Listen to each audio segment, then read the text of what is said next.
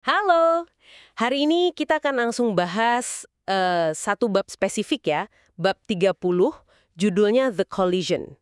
Ini dari buku The Third Door, sumbernya memoir autobiografi, jadi kita lihat pengalaman langsung penulisnya nih. Kita mau coba bedah satu pertemuan penting antara si penulis dan satu sosok legendaris. Dan dampaknya ternyata cukup mengejutkan buat si penulis. Fokusnya di wawancara penulis sama Jane Goodall. Tahu kan, antropolog ikonik gitu. Tapi yang bikin jadi tabrakan atau collision ini bukan cuma cerita sukses Goodall aja, melainkan sebuah cerita spesifik dari masa lalunya dia, waktu sama mentornya, Louis Leakey. Nah, cerita ini yang ternyata memicu semacam konflik internal gitu buat penulis. Oke, kita coba urai ya. Jadi gini ceritanya. Penulis ketemu Goodall.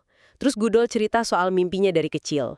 Dia pengen banget ke Afrika, hidup bareng simpanse, pelajari mereka. Obsesinya ini katanya sih dipicu boneka simpanse dari ayahnya waktu kecil. Tapi keluarganya kan nggak mampu ya buat biaya kuliah. Nah, Goodall muda ini nggak nyerah gitu aja. Dia kerja jadi sekretaris, terus jadi pelayan juga. Semua itu buat nabung, cuma buat beli tiket kapal ke Kenya. Gila ya? Iya, ini nunjukin banget determinasi yang luar biasa kuat dari awal. Dan ini kan tema penting di buku ini ya, soal mencari pintu ketiga itu.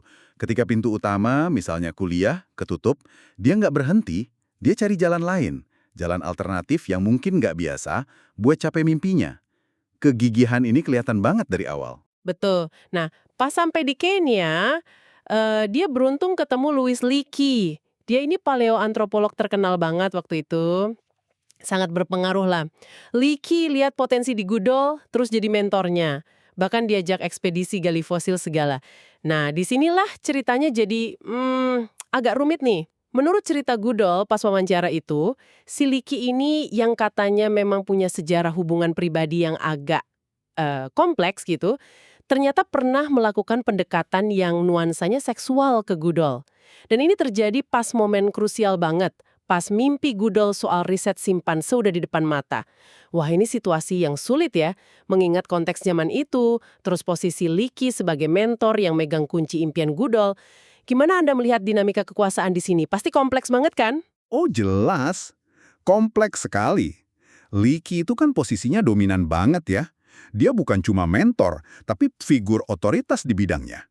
Orang yang bisa bikin mimpi Goodall jadi nyata atau malah menghancurkannya. Ini jelas menempatkan Goodall di posisi yang, sangat rentan. Kalau dia nolak, risikonya bisa jadi akhir dari ambisinya kan? Dinamika kayak gini sering ada di hubungan mentor-mentee, tapi jadi lebih runcing kalau ada potensi eksploitasi seperti ini. Dan Goodall memang menolak ajakan Leakey itu. Nah, bagian yang bikin penulis kaget, dan mungkin kita juga, itu kelanjutan ceritanya menurut Goodall. Dia bilang Leakey menghormati penolakannya. Dan yang paling penting, Leakey tetap komit mau danai penelitian simpanse yang dia impikan itu di hutan Gombe. Dan kita tahu kan, akhirnya penelitian ini yang merevolusi pemahaman kita soal primata. Ya hasil yang luar biasa dari situasi yang sebenarnya pelik ya. Nah, tapi disinilah tabrakannya terjadi. Ini inti yang paling menarik buat si penulis. Dia merasa, kok terganggu banget sama cerita ini. Bukan cuma kejadiannya aja, tapi lebih ke cara Goodall cerita. Kesannya tuh ringan kayak meremehkan gitu.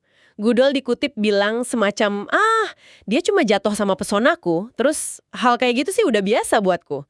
Penulis merasa ada ketidakadilan besar yang kayak nggak diakui, sementara Goodall kelihatan pragmatis aja gitu. Nah, ini dia benturan perspektifnya. Tajam banget dan jadi pusat refleksi si penulis. Goodall mungkin ya, melihatnya dari kacamata pengalaman dia dan konteks sosial zaman itu. Mungkin itu cuma dianggap sebagai rintangan pribadi yang berhasil dia lewati demi tujuan besarnya. Cuma satu dari banyak tantangan lah. Sementara si penulis datang dari generasi beda, nilai-nilainya mungkin beda, kepekaannya juga beda.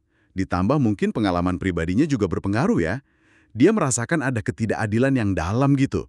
Reaksi Goodall yang kesannya santai, itu jadi terasa aneh dan bikin dia bingung. Iya, itu dia poinnya. Dan ini yang paling penting. Penulisnya jadi frustrasi. Tapi bukan ke Goodall atau Leakey aja, justru ke dirinya sendiri. Dia jadi mikir, kenapa sih kok aku yang begitu terusik sama cerita ini? Padahal Goodall sendiri cerita kayak udah lewat aja gitu, gak terlalu emosional. Wawancara yang niat awalnya cari inspirasi sukses, malah jadi momen introspeksi. Bikin dia lihat sisi lain dirinya yang, dia nggak suka. Fokusnya jadi geser total dari cerita Goodall ke reaksi internal dia sendiri. Jadi, apa artinya ini semua buat Anda yang lagi dengerin?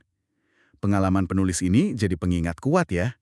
Bagaimana sebuah cerita, apalagi yang menyentuh isu sensitif kayak etika, kekuasaan, pengalaman pribadi, itu bisa jadi semacam katalisator buat refleksi diri yang mendalam.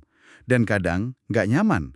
Cara kita bereaksi terhadap cerita orang lain itu seringkali malah lebih banyak mengungkap tentang diri kita sendiri, nilai kita, bias kita, mungkin luka kita, daripada tentang cerita itu sendiri. Betul sekali. Jadi pertemuan sama Jane Goodall yang diharapkan ngasih kunci sukses pintu ketiga, malah nggak disangka jadi kayak cermin.